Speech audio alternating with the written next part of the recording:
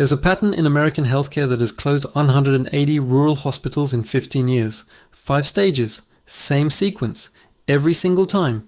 Stage 1, operating losses. Stage 2, service cuts. Stage 3, visible decay.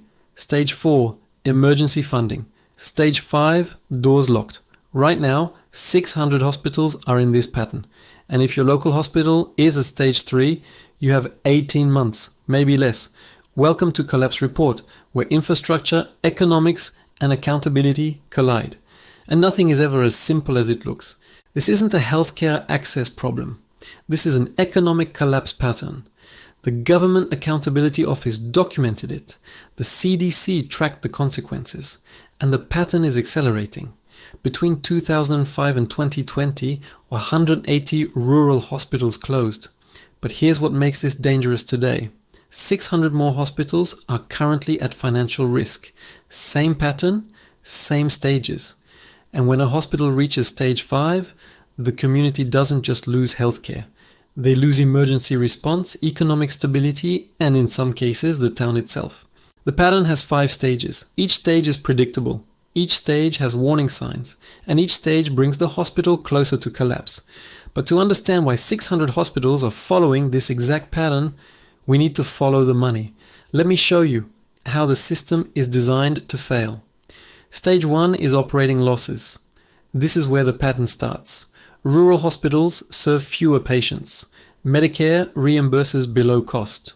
Private insurance pays more, but rural areas have fewer privately insured patients. The math doesn't work. According to the Government Accountability Office, 30% of rural hospitals operate at a loss every single year. Not because of mismanagement, because the reimbursement system pays urban hospitals more for the exact same procedure. I've linked the GAO report in the description. Here's how it works. A knee replacement in a rural hospital gets reimbursed $8,000 by Medicare. The same procedure in an urban hospital gets $11,000. Same surgery, same outcome, different zip code. The rural hospital loses money on every Medicare patient. And in rural America, 60 to 70% of patients are on Medicare. The hospital can't raise prices. Medicare sets the rate. Private insurance negotiates down. The hospital is trapped. Stage 1, operating losses. This is the foundation of the collapse. Stage 2 is service cuts. The hospital is bleeding money, so they cut services. First the maternity ward, then pediatrics, then specialized surgery, then the ICU. The goal is to stop the losses. But here's the catch. Every service they cut drives more patients to urban hospitals, which means less revenue, which means more cuts. The spiral has started, and once it starts, it rarely reverses. By stage 2, the hospital is no longer a full-service facility. It's an urgent care center with an emergency room, and even that won't last. The consequences are immediate. Pregnant women drive 60 miles to deliver. Heart attack victims wait longer for care. The hospital that used to serve 15,000 people now serves 8,000. The rest go elsewhere. The community knows what's happening. They see the closed wings. They see the reduced hours. They see the pattern. But they don't know they're at stage 2. And stage 3 is coming. Stage 3 is deferred maintenance. The hospital can't afford to fix things anymore. The roof leaks. The HVAC fails. Medical equipment breaks and doesn't get replaced. Paint peels. Ceiling stain. The building looks like it's dying because it is.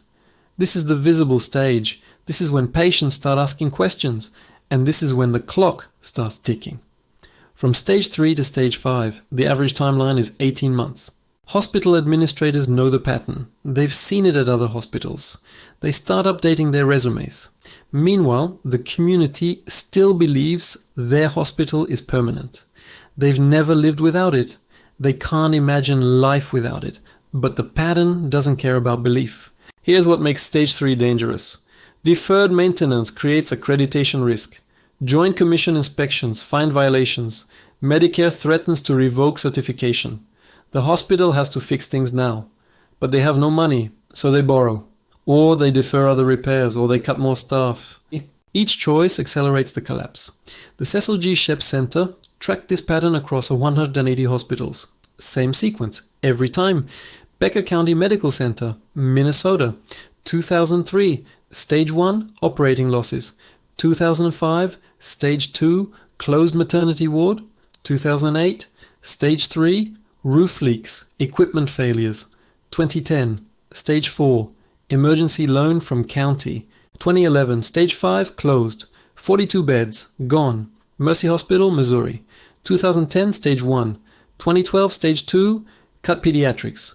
2014, Stage 3, deferred maintenance. 2016, Stage 4, last-ditch restructuring. 2017, closed. 60 beds, gone. Same pattern, different states, same timeline, same result. The pattern across 15 years is identical. Stage 1, financial losses. Stage 2, service cuts. Stage 3, visible decay. Stage 4, emergency measures. Stage 5, closure. 180 hospitals. Same sequence. And here's what should terrify you. The pattern is accelerating. Between 2010 and 2015, 15 hospitals per year closed. Between 2016 and 2020, 20 per year. And right now, in 2026, 600 hospitals are at stage 3 or later. The next 5 years will see more closures than the last 15 combined. Stage 4 is emergency funding. This is the last-ditch effort. The hospital takes out loans. The county provides emergency funds. A larger hospital system promises to buy them out. Private equity offers a deal. Every option is temporary. Every option delays the inevitable. Here's why. The fundamental problem hasn't changed. Medicare still reimburses below cost. The patient base is still shrinking. The debt is now larger. The trick is simple. Stage 4 looks like rescue, but it's really stage 5 starting in slow motion. The full AHA report is linked in the description. Hospital consultants know this. Private equity knows this. They extract what value remains and leave before stage 5. Meanwhile, communities celebrate the rescue and miss the warning signs. Lower Bucks Hospital, Pennsylvania.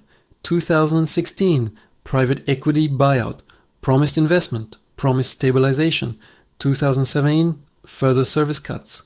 2018, sold medical equipment. 2019, closed. The private equity firm made money on the real estate. The community lost its hospital. Westlake Hospital, Illinois. 2018, acquired by a larger system. Promised integration. 2019, integration never happened. 2020, COVID losses. 2022, closed without warning. Patients in mid-treatment. Staff laid off by email. Stage 4 doesn't save hospitals. Stage 4 extracts value before collapse. Here's the uncomfortable truth. The system is designed this way. Medicare's reimbursement formula favors volume. Rural hospitals have low volume. Urban hospitals have high volume. The formula rewards density. Rural areas can't create density. So rural hospitals operate at a structural disadvantage from day one. This isn't a bug. This is the design. The Government Accountability Office has recommended changes for 15 years. Congress has funded pilot programs. The reimbursement gap still exists, and 600 hospitals are still collapsing through the same 5 stages. Stage 5 is closure. The hospital locks its doors, sometimes with warning, sometimes without. Staff is laid off. Patients are transferred. Medical records are boxed up. And the building sits empty. What makes this dangerous today is that the consequences are permanent. When a rural hospital closes, another hospital doesn't open. The town doesn't recover. Emergency response times increase by an average of 18 minutes. For heart attacks, strokes and trauma, 18 minutes is the difference between life and death. Right now, 600 hospitals are at stage 3, 4 or 5. Right now the same pattern is playing out in your state. And the timeline is accelerating. Healthcare executives relocate to cities with stable hospitals. Rural residents have no such option. They stay, they adapt, they drive further, they wait longer, they die more often from preventable emergencies. 2024, Calhoun Liberty Hospital, Florida. Stage 5, closed. 100 beds, gone. 2024, Claxton Hepburn Medical Center, New York. Stage 4, emergency county funding. Timeline, 18 months. 2025, McDowell County Hospital, West Virginia. Stage 3, deferred maintenance. Accreditation warnings, same pattern, same stages, same timeline. But here's what the reports don't show. When a hospital closes, the economic death spiral begins. Healthcare workers leave. Families follow. Businesses close. Tax revenue drops. The town can't maintain infrastructure. The pattern extends beyond healthcare into total economic collapse. The pattern is speeding up. 15 years ago, stage 1 to stage 5 took 5 years. Today, it takes 3. The financial pressure is higher. Medicare gaps are wider. Private insurance negotiations are harder. COVID accelerated everything. Hospitals that were at stage 2 in 2019 hit stage 5 by 2022. And here's the mathematics. 600 hospitals at risk. If the historical closure rate holds, 120 will close by 2031. But if the acceleration continues, 200 will close. That's 200 communities losing emergency care. That's millions of people driving 30, 40, 50 miles for basic healthcare. The pattern doesn't stop. It accelerates. So what should you take from this? First, understand that rural hospital closure is not random bad luck. It's a predictable 5-stage pattern driven by systemic underfunding. If your local hospital is cutting services, you're watching stage 2. If maintenance is deferred, you're at stage 3. You have time to prepare. Second, recognize that emergency funding and private equity buyouts are stage 4, not rescue, delay. When you hear your hospital is being acquired or receiving emergency loans, the timeline to closure is 3 years or less. 73% fail. Third, know your alternatives now. Map the nearest hospitals. Understand emergency response times. If you have chronic conditions, plan for longer distances. If you're considering where to live, factor in hospital stability. This pattern will continue until the reimbursement system changes. And the reimbursement system is not changing. Healthcare in America is not a right, it's a business. And businesses that can't make money close. The pattern proves this. 180 hospitals closed not because they provided bad care, but because the math didn't work. The tragedy isn't that they closed. The tragedy is that the pattern was visible, predictable, and preventable. And it continues. Right now, we're at year 15 of this pattern. Year 20 is coming. And by then, the map of rural healthcare will have hundreds more empty buildings. All sources are linked in the description. If this showed you a pattern you didn't see before, if you finally understand that hospital closures aren't random but predictable, subscribe because the next video will show you the infrastructure collapse pattern that's hitting water systems right now. Jackson, Mississippi, Flint, Michigan, same pattern, different utility. How many cities are at stage 3? The answers aren't hiding in the future. They're written in the past. Collapse Report has the answers. I'll show you where to look.